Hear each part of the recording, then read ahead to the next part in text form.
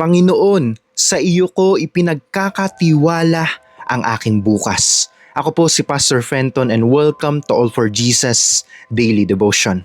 Manalangin po tayo. Panginoon, pagkalooban niyo po kami ng karunungan at spiritual understanding para maisabuhay at malakaran namin ang inyong mga salita. Amen. Let's read our scripture today in Jeremiah chapter 29 verse 11. Sapagkat alam ko ang mga plano ko para sa inyo, sabi ng Panginoon. Ito ay ang mga plano para sa inyong ikabubuti at hindi sa inyong ikakasama, upang bigyan kayo ng magandang kinabukasan at pag-asa. Napakagandang paalala po nito sa atin na hindi tayo nag-iisa sa ating paglalakbay sa buhay na ito. Ang Diyos mismo ang nagsasabi na mayroon siyang magandang plano para sa bawat isa sa atin. Sa mga sandali na tila magulo ang paligid at hindi natin alam kung saan tayo patungo, ang kanyang salita ang nagsisilbing lakas natin. God has a plan for your life at ang planong ito ay hindi para tayo ay mapahamak, kundi para tayo ay magkaroon ng pag-asa at magandang kinabukasan. Direct to the point ang pagmamahal ng Diyos sa atin. Kaya naman wala tayong dapat ikatakot, kapatid, sa ating hinaharap. Sa mundong puno ng kawalan ng katiyakan, madalas tayong makaramdam ng takot o pangamba. Madalas nating inaalala ang ating pamilya, ang ating kalusugan, o maybe yung ating mga kabuhayan. Ngunit ang paanyaya ng ating Panginoong Hesus ay ang magtiwala sa kanyang perpektong oras. Hindi siya natutulog at hindi niya tayo pinababayaan kahit isang saglit. Your future is secure in God's hands. Kapag binigay natin, kapatid, ang ating buong tiwala sa Kanya, doon natin mararanasan ang kapayapaan na hindi kayang ibigay ng mundong ito.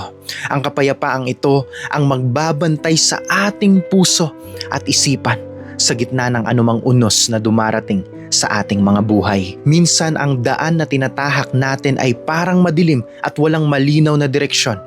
May mga pagkakataon na ang mga panalangin natin ay tila hindi agad nasasagot sa paraang gusto natin. Ngunit, kailangan nating tandaan, kapatid, na ang pananahimik ng Diyos ay hindi nangangahulugan na wala siyang ginagawa sa ating mga buhay. He is working behind the scenes.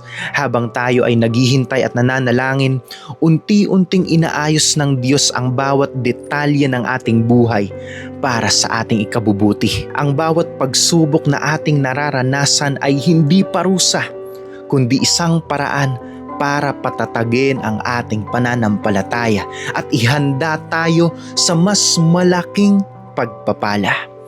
Ang tunay na pagsuko sa Panginoon, kapatid, ay ang pagsasabi na Siya ang may hawak ng ating bukas kahit hindi natin nakikita ang kabuuan ng Kanyang ginagawa.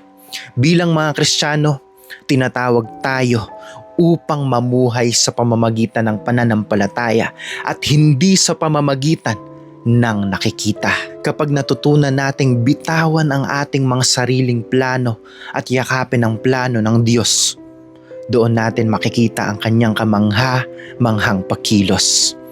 Trust the process and keep the faith. Walang anumang pagkakamali ang hindi kayang baguhin ng biyaya ng Diyos at walang anumang kabiguan ang katapusan ng iyong kwento kung kasama mo si Jesus sa bawat hakbang ng buhay mo. Araw-araw ay may pagkakataon tayong pumili sa pagitan ng pag-aalala at pagtitiwala. Ang pag-aalala ay nagpapakita na parang tayo ang kailangang lumutas sa lahat ng mga bagay gamit ang ating sariling mga lakas. Ngunit ang pagtitiwala ay ang pagkilala, kapatid, na ang Diyos ang may kontrol sa lahat at Siya ang bahala sa atin. Maglaan tayo ng oras araw-araw, kapatid, upang basahin ang Kanyang salita at makipag-usap sa Kanya sa pamamagitan ng panalangin. Dito natin makukuha ang lakas na kailangan natin para sa bawat araw. Ang Kanyang salita ay lampara sa ating mga paa at liwanag sa ating landas sa gitna ng kadiliman. He is making all things beautiful in His time. Hindi natin kailangan magbadali, kapatid, dahil ang bawat hakbang kasama ang Diyos ay may layunin at kabuluhan. Ang pag-asa na ibinibigay ni Kristo ay hindi tulad ng pag-asa ng mundo na nakadepende sa swerte o pagkakataon lamang. Ang ating pag-asa ay nakabatay sa katapatan ng Diyos na kailanman ay hindi nagbago at hindi magbabago. Kung paano niya tinupad ang kanyang mga pangako sa mga naunang henerasyon, ganoon din niya tutuparin ang kanyang pangako sa iyo ngayon. God is faithful to finish what He started. Ang bawat pangako niya sa Biblia ay totoo at maaasahan natin hanggang sa dulo ng ating buhay. Kaya naman, buksan natin ang ating mga puso upang tanggapin ang kanyang paggabay at patuloy na maglingkod ng may kagalakan.